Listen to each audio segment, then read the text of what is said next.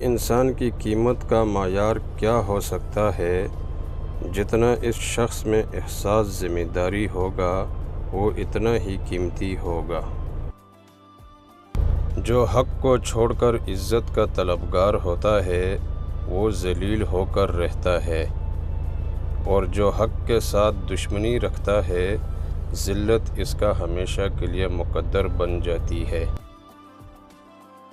آج اگر زندگی مشکل ہے تو کل کی آسانی کا وعدہ بھی اللہ نے کیا ہے۔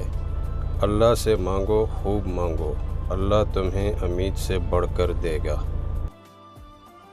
جہاں عزت، سچائی اور خلوص نظر آئے وہاں دوستی کا ہاتھ بڑھاؤ، ورنہ تمہاری تنہائی تمہارا بہترین ساتھی ہے۔ جب تم کسی کو اکیلا دیکھو تو سمجھ جاؤ کہ وہ ایک سچا انسان ہے، کیونکہ بھیڑ ہمیشہ منافق کے ساتھ ہوتی ہے۔ خیال رکھنا کہ کسی کی آنکھ تمہاری وجہ سے نم نہ ہو، کیونکہ تمہیں اس کے ہر آنسو کا حساب چکانا ہے۔ کیسے پتہ چلے گا کہ کون کتنا قیمتی ہے؟ حضرت علی نے فرمایا، جس انسان میں جتنا زیادہ احساس ہو وہ اتنا ہی زیادہ قیمتی ہے۔